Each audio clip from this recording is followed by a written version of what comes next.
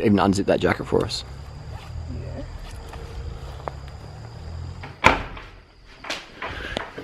Oh, so we have the Giro. Now I can't show you much footage because ASO accounts, but Chris Froome, like I said, is going to win the Giro. And some people said, "Oh, Chris Froome's not going to. Yates is going to do it." Let's get into some trolling. Let's get into some truths. Let's get into some reality. Let's talk about some Dr. Ferrari style realities. All right. First things first. Everyone's carving the fuck up at the Giro. Simon Yates, credits Weet-Bix. Sponsored, not sponsored. We've got a 1.5 kilo box here. If someone wants to courier this Moto Man style to the team bus, I think Yates lost 40 minutes in the stage. I'm not sure if he gave up emotionally and just thought, I'm cooked, I'm done. I'm not sure what happened there, but you can see the watts were dropping low. They weren't dropping high like Froome. I mean, let's first of all talk to Yates about it, and we'll get to Froome in a second. Spin to win. Spin to win. Just let me give you, I'm pretty G'd up here because my inbox is getting smashed right now about my Epic and other things, but it is incredible. Froome's just drinking sugar, spinning and obliterating the pro peloton, like smashing the fuck. Like when he attacked, did you see that attack? These guys looking at each other like, what's going on? And Froome's like, bro, you guys are C grade riders, I'm in A grade, and I'm the only motherfucking A grader here. Boom! How's them Watts motherfuckers? Solo breakaway. These guys are so gassed, they're looking at each other.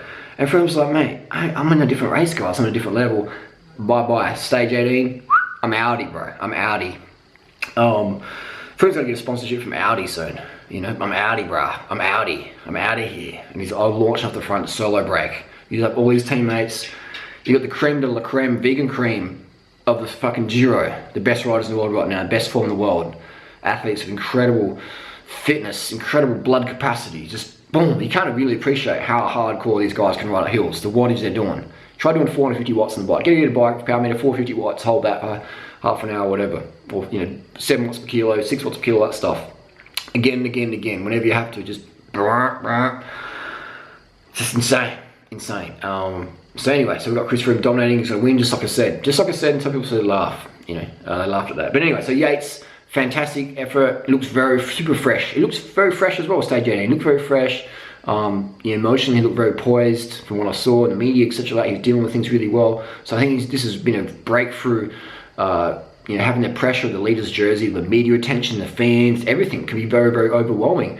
But from what I saw, he dealt with it sterlingly. So that's big because you can use a lot of emotional energy. Can drain you. You know, can rob you. The pressure of the teammates, maybe jealousy, people getting jelly or whatever like that. So just dealing with that impeccably. Simon Yates did a fantastic job of that. He looks super fresh. He looks very vegan in the face. Looks, you know, the fatigue's not there, is it? The eyes look clear. The bags is non-existent pretty much, and just, you know, had that vegan lean jaw and the you know, the color in his skin and things like that. And even Big T as well. You know, big Tom Dumoulin, Big T we call him, who won the Giro last year. He's looking very fresh as well. I saw him playing with his hair in one of the TT things. Like after this, he's playing with his hair or something. I'm like, wow, he's that loose that he can fix his hair because the camera's on. He's playing with his hair, gelled up, and all looking suave. So he looks very fresh as well. Contender. You know someone's fresh after doing all that racing and they're still focused on what their hair looks like. They're doing it fucking pretty easy. That's pretty impressive physiology. But then you got Froome. Let's get to Froome. Like I said, no one's going to beat Froome when Froome wants to win. And he's a tour rider. He knows how to deal with the media. He loves it. He loves the attention. He lives for the attention. And you've got to be able to do that to be on the spotlight. He loves having that camera on him. All eyes on Froome. He loves spinning the wind and that seat height low, that high cadence, just dropping every motherfucker. I mean, he had people racing for career contracts behind him. This is a big deal. A lot of riders, they want to get tour selection, they want to get a better contract, so they're racing for money, they're racing for fame, they're racing for status, they're racing for a lot of other reasons. And Froome's just making them just looking like fucking C-grade riders, man. Not that they are, but that's what they look like when they ride with Froome. Zoom, Froome, Audi, bro. That attack, 80Ks on the gravel, on his Pinarello, just trying to rip the bottom bracket out of it and just spinning everywhere. Did you see ever Froome grinding? Pozzovivo grinding, Yates grinding. When I say grinding, I mean compared to Froome, you know. And that's just going to fuck you up in fatigue metabolite world. You know, this is not 1990s no more. This is Lance Armstrong era. The cadence wins. Dr. Ferrari's right. If you don't spin and against a spinner, you're going to get dropped. Especially in a stage race, especially in a stage race. That's why Peter Sagan is so good. Another spinner. Chris Froome, spinner. Nibali, spinning. So If you ain't spinning these days, you're out. Tom Milan, TT champ, spinning. Rowan Dennis, Bradley Wiggins, all those hour record guys, 110 cadence, 105 cadence, just spinning to win. Sprinters, spinning to win. I mean, how often do I have to say it? How often do I have to say it? Spin to win. And you see Froome. People say, oh, Froome's doing low carb, and you see that sucking back the gels and the rice cakes and the bananas and the sugary drinks. And they'd be like, oh, he's a keto rider. It's like, what? These people can't even believe it. You know, and oh, you got to build strength, you got to grind everywhere. I ain't ever seen Froome grinding, man. I've even ridden with him the few times I've ridden in Adelaide, just buzz around behind the, you know, and he's just spinning, mate. Spinning everywhere like a fucking washing machine. Like a praying mantis inbred with a washing machine, just spinning it out. And just putting that laundry cycle out, putting everyone out to wash, out to hang dry. Froome's like, I'm sick of this white jersey, I want to have a wardrobe change. Let's attack off the front, let's go for the pink.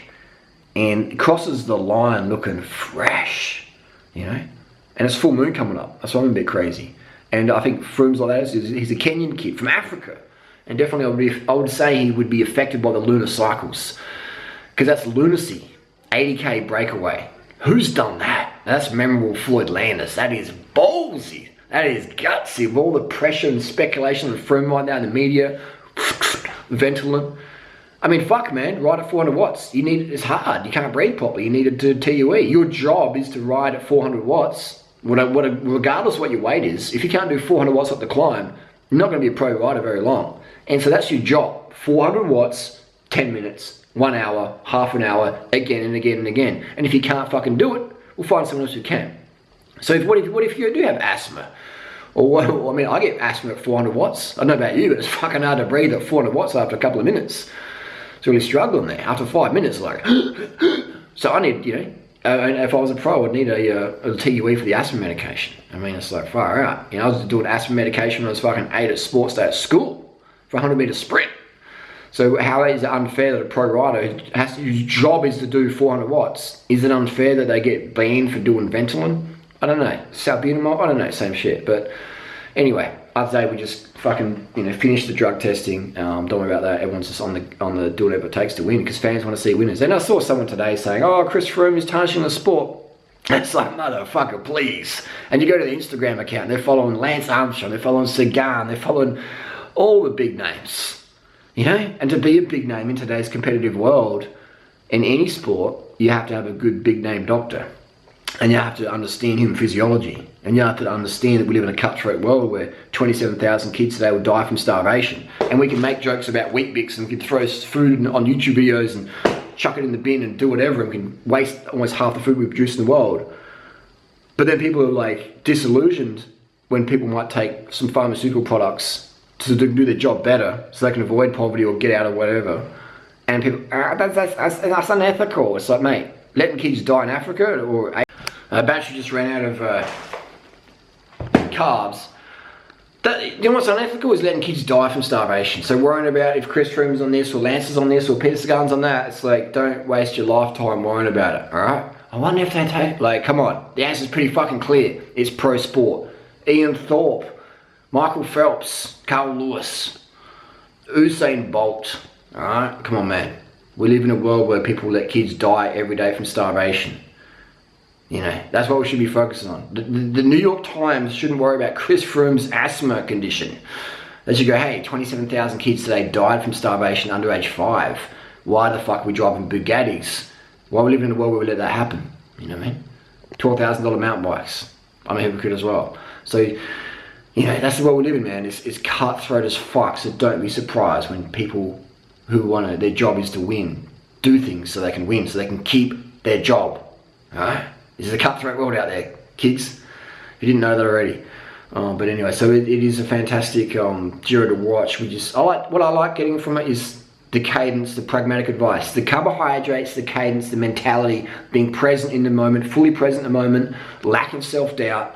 Because if you have self-doubt when you're doing 400 watts, it doesn't matter what drugs you're on. It ain't happening. Alright, so you got to have that presence, that awareness of that thought. You're doing the 400 watts, you're breathing, your chest's tight as fuck. You might be on Ventolin or not, whatever. You know, it's still hurting. So you still got to have that presence. You see Chris Froome and the Yates and the Big T, and Postavivo, all those motherfucking hitters up the front.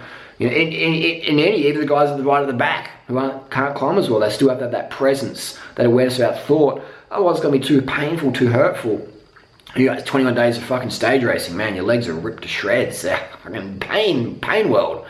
So you just got to have that awareness about thought. So that's what the average punter watching this stuff can learn from, is just seeing the rider's face, that focus, which carries on into everyday life.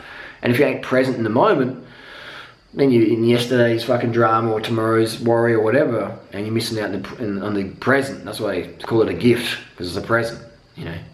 Make sense? So be present, motherfuckers. Don't worry about who's taken what, who's done this, blah, blah, blah, blah. It's just, you know, it's pro sport, it's entertainment.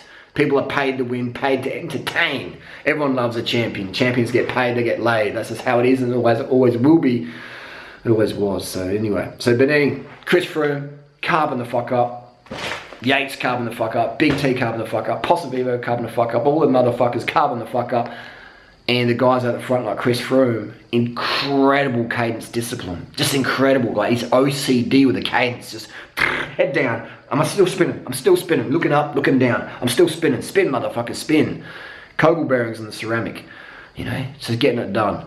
So take home message, man. Anyone who says you got to grind, you got to push big gears. Look at Chris Froome. 80-kilometer breakaway. I'm not sure how many people can appreciate that. An 80k breakaway. Stage 18 in the Giro. You know? Gravel climbs, steep climbs, best riders in the world. Guys lighter than him. Positivo is like a little jockey. You know? Dude's super light, and Chris Froome's dropping him. Like a fucking amateur, man.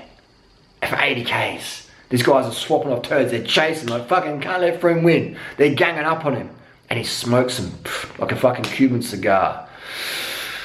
Not that I recommend smoking, but you know, if you're gonna smoke, don't smoke cigarettes, smoke your mates on the bike. Get out there, have fun, smoke self-doubt, carb the fuck up, wheat mix bananas, rice, keeping it vegan.